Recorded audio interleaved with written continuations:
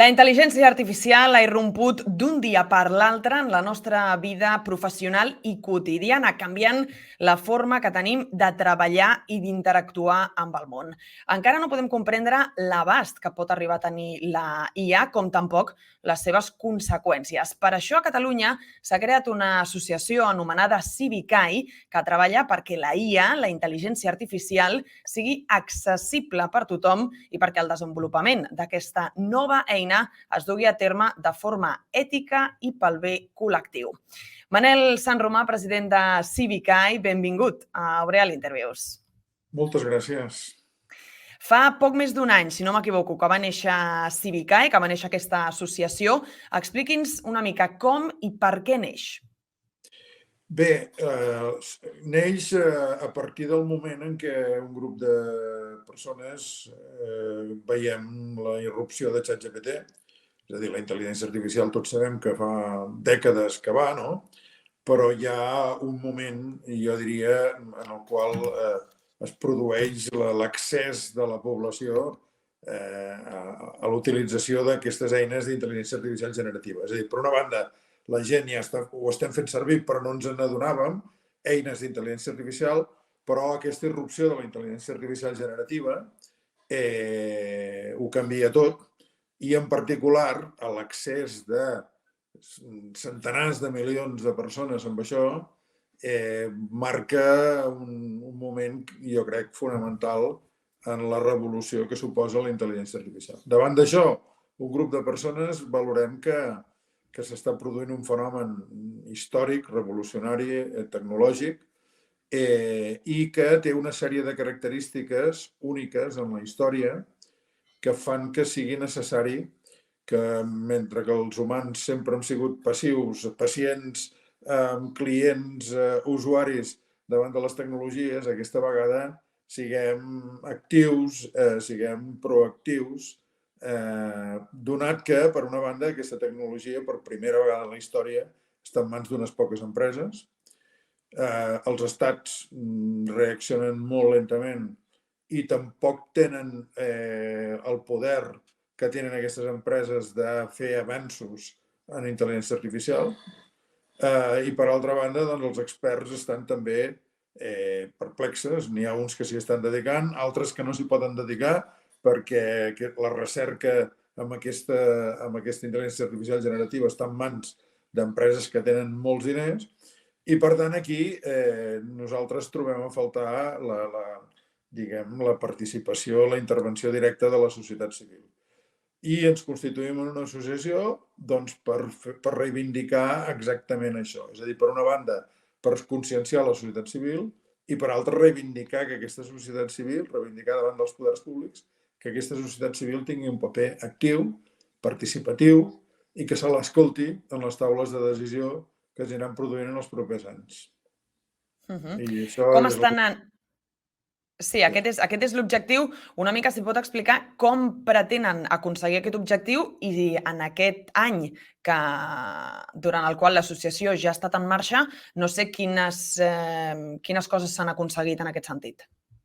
Bé, per una banda estem creixent. Nosaltres en aquests moments som uns 500 associats. L'associació és una associació d'individus, per tant no és una associació d'entitats, però nosaltres som conscients que per mobilitzar aquesta societat civil necessitem el teixit social i aquest teixit social està format per empreses, organitzacions, entitats. Llavors nosaltres hem constituït el que en diem un Consell Social, que és on volem agrupar totes aquelles entitats amb les quals compartim aquesta visió i que en el futur immediat ens poden ajudar a portar davant dels poders públics aquesta reivindicació i l'activitat de l'associació.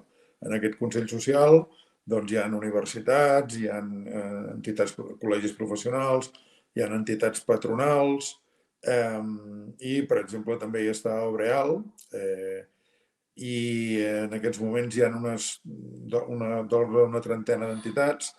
També estem obrint la col·laboració amb administracions, sobretot en el món local, ajuntaments, on tenen una acció directa amb els ciutadans i on és molt fàcil, és molt possible activar la participació ciutadana. També comencem a tenir relacions amb empreses que estan interessades en el seu paper social, col·laborar amb nosaltres. I en aquests moments estem començant a activar un programa de formació, de divulgació, no tant de formació com de divulgació, adreçat a professionals de tot tipus, advocats, metges, periodistes, arquitectes, polítics, per conscienciar a tota la societat amb aquesta tasca conscienciadora, no? Aquesta tasca divulgativa de la importància d'aquesta tecnologia. Aquesta no és una tecnologia com les altres, és a dir, per primera vegada en la història no està creant la humanitat instruments, sinó que estem creant ens, agents.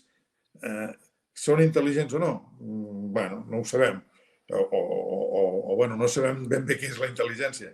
Però en tot cas és la primera vegada que estem creant ens que simulen la intel·ligència. Ens no orgànics, perquè els animals també tenen intel·ligència, però ens no orgànics que simulen la intel·ligència. Això és un salt quàntic en la història de la tecnologia, no?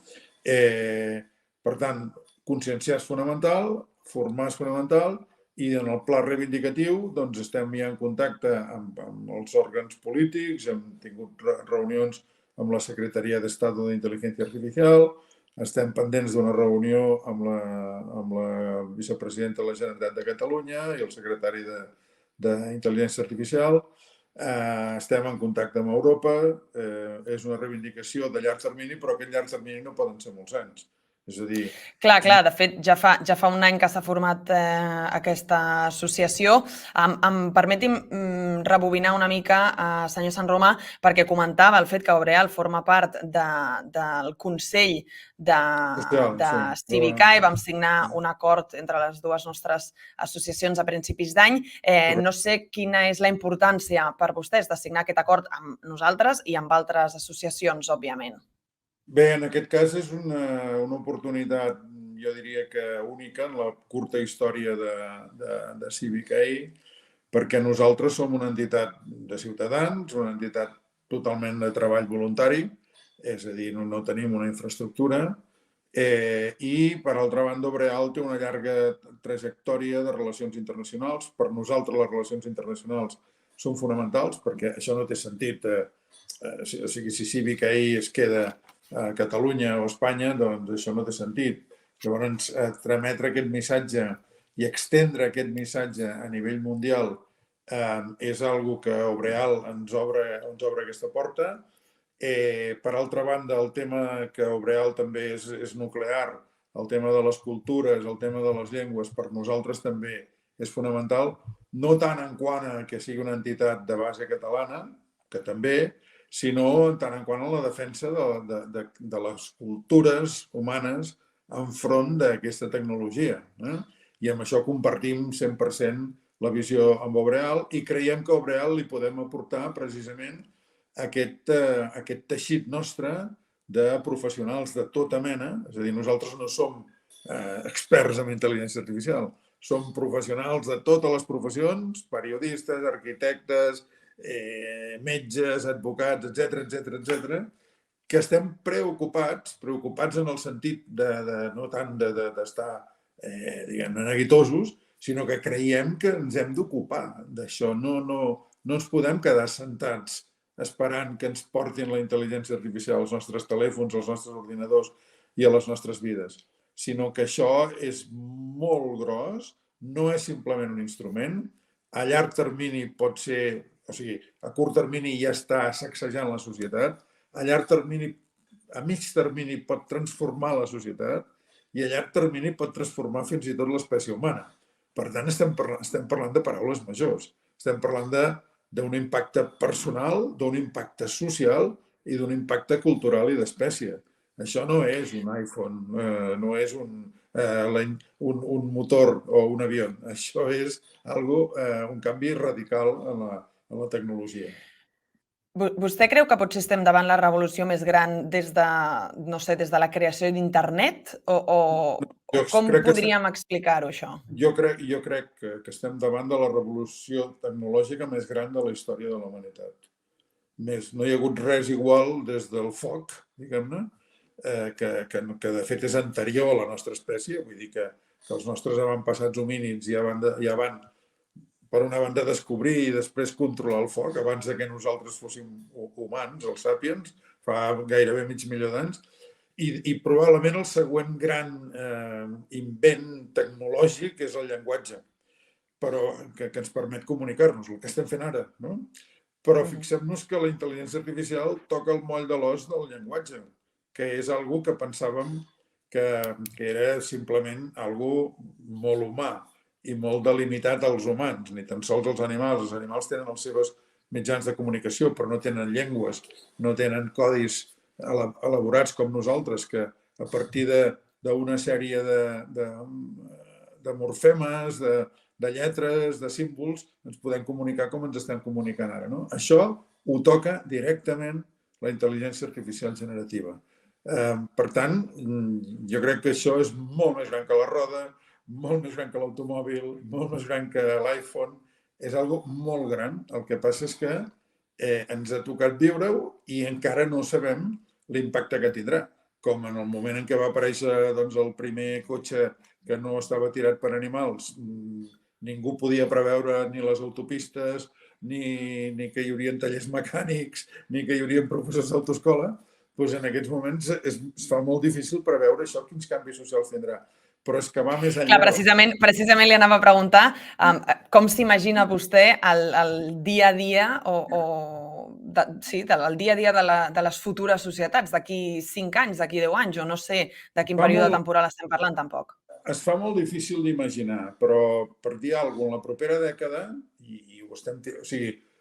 O sigui, m'estic curant en salut, en la propera dècada veurem aquesta intel·ligència artificial com un ajut directe a les persones, als individus, a les empreses i a tot tipus d'organitzacions. I aquí incloc els estats, no cal dir-ho, i ja d'alguna forma ja ho estem veient, els exèrcits, a tot, no? I per tant, també aquest és un altre canvi radical que hi ha en la història de la tecnologia. Totes les tecnologies que han aparegut han acabat impactant més o menys en tots els sectors, però fonamentalment han sigut canvis en diversos sectors. L'automòbil, en primer lloc, va impactar el transport, però esclar, el transport després impacta a tota l'activitat humana. Però aquesta intel·ligència artificial impacta des del dia 1, impacta a tot. Impacta a l'educació, impacta a la salut, impacta a l'art, impacta a la comunicació, impacta a la guerra, impacta absolutament a tot. I això no s'havia vist mai. Per tant, es fa molt difícil de preveure. Però, com que és segur que impacta tot, els humans ens espavilem. Som espavilats. Els sàpiens som una espècie molt espavilada. No que els hi diguin amb els altres animals pobrets que els tenim i a la naturalesa que ens l'estem carregant. Ens espavilem molt. I, per tant, tothom s'espavilarà. I com que s'espavilarà, hi haurà efectes que són difícils de preveure ara, però efectes multiplicadors, perquè aquesta eina que a un li serveix per augmentar la seva producció personal, els exèrcits ja veiem pel que els està servint. Vull dir, la guerra de Gaza s'està disputant pràcticament, evidentment s'està destruint persones i coses, però s'està fent amb ordinadors, pràcticament. I la intel·ligència artificial està ajudant a matar, en aquest cas. Així és de clar. Però no és que la intel·ligència artificial estigui pensada per ajudar a matar, sinó que està pensada per ajudar en qualsevol activitat. I això només en el cas d'ajudar. Però és que aquesta tecnologia, que evolucionarà com totes les tecnologies, el primer avió dels germans Wright va volar menys d'1 minut i ara tenim avions que transporten milers de persones i cruzen l'Atlàntic. Tota tecnologia evoluciona i aquesta evolucionarà. Aquesta tecnologia té la capacitat d'automillorar-se. I, per tant, aquesta automillora fa molt difícil de preveure on arribarà. Jo penso que arribarà a allò que en diem la singularitat, és a dir, arribarà un moment en què aquesta tecnologia, jo crec que potser no en la propera dècada, però sí en les properes dècades, generarà una intel·ligència superior a la humana en tots els aspectes. I, per tant, això no s'ha produït mai. sempre hi ha hagut grans intel·ligències, però totes elles humanes, no? Clar, i entenc que davant d'aquest impacte que vostès preveuen, el que demanen és una certa regulació, unes certes normes als governs. El que demanem és que cadascú faci la seva feina. I la feina dels governs és legislar, regular i eventualment sancionar. Però aquesta revolució és tan gran que nosaltres creiem que no n'hi ha prou amb això, sinó que es necessita la implicació de tota la societat. No val simplement, evidentment, les empreses que s'hi guanyen i molt bé la vida amb això i que se li guanyaran. No val només uns estats, alguns democràtics i, per tant, que podem participar-hi indirectament en les decisions que prenen uns quants, i altres totalitaris, que, per tant, aquí no hi ha cap participació. No val simplement que uns experts siguin experts tecnològics o experts legals o el tipus d'experts que tenen les seves agendes personals es dediquin diguem-ne, a treballar amb això. Ho han de fer, s'ha de fer. Falta una quarta pota, que és la societat sencera. La societat com a societat. La societat en les seves entitats professionals, en les seves entitats de negoci, d'oci, les que siguin, fins i tot si s'escau religioses, culturals, el que sigui, no?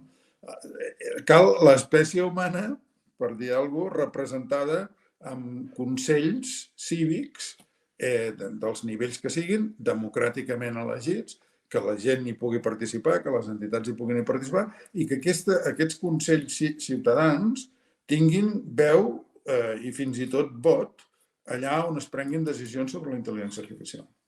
I això està passant més enllà de Civica? Vostès estan en contacte? No està passant, no. El que hi ha són consells d'experts designats per als estats, pels governs. Però això no és participació ciutadana. Això els estats deleguen en determinats experts a dit, segurament indiscutiblement experts, doncs que els ajudin, no? No estem parlant d'això. Estem parlant de fòrums ciutadans els quals siguin escoltats, siguin preguntats, siguin escoltats en quant a la presa de decisions. Això no existeix. Perquè no hi ha hagut... És a dir, quan el món s'ha digitalitzat, doncs nosaltres, tots els humans, hem anat adoptant aquesta digitalització i ha anat entrant a les nostres vides i nosaltres amb això no hi hem participat. I hem participat com a usuaris, votant, entre cometes, amb el que compràvem, acceptant que Google sigui el buscador majoritari, comprant massivament Androids i iPhones, adoptant aquestes eines. Però això no és participar com a societat, això és participar com a individus, com a clients, com a usuaris. Nosaltres el que estem dient és que ara ens estem jugant molt més que la utilització de determinades eines. Ens estem jugant com la tecnologia més poderosa que ha produït la humanitat, la més, impacta en la societat futura, en la societat present i en la societat futura. I, per tant, els governs, que tenen la seva i tindran la seva feina a fer, i que l'estan fent, per cert, molt lentament i molt... Vull dir, com és natural, això va molt de pressa, aquesta és una altra característica, cada vegada les coses van més de pressa, els governs van lents i tenen unes visions de 4 o 5 anys que tampoc ajuda, no? Però que facin la seva feina. Això és una cosa que nosaltres demanem que facin, però no n'hi ha prou amb això, insisteixo. Necessitem, a part d'experts i a part de governs i, òbviament, les empreses que aniran tirant milles pels seus interessos comercials, necessitem una mobilització social global, mundial, a tots els nivells, locals, estatals, internacionals, etc. I aquí és on nosaltres, modestament, aixequem aquesta bandera. Nosaltres no som els representants, no pretenem ser els representants de la societat. El que li estem dient a la societat és que ens hem d'organitzar enfront de l'impacte social de la intel·ligència artificial i nosaltres ens hem organitzat modestament. El que esperem és que d'aquí uns mesos, uns anys, sortim bolets com el nostre per tot arreu i entre tots puguem realment espitjar, com a mínim els governs democràtics, perquè acceptin la veu de la societat organitzada, molt més poderosa. Doncs esperem, senyor Sanromà, que com diu vostè, que la societat s'empoderi, que surtin més associacions com Civica i en altres parts del món, i nosaltres, òbviament, des d'Obreal, encantats d'ajudar en aquesta missió. Moltíssimes gràcies, Manel Sanromà, president de Civica, per ser avui aquí amb nosaltres. Gràcies, seguirem col·laborant.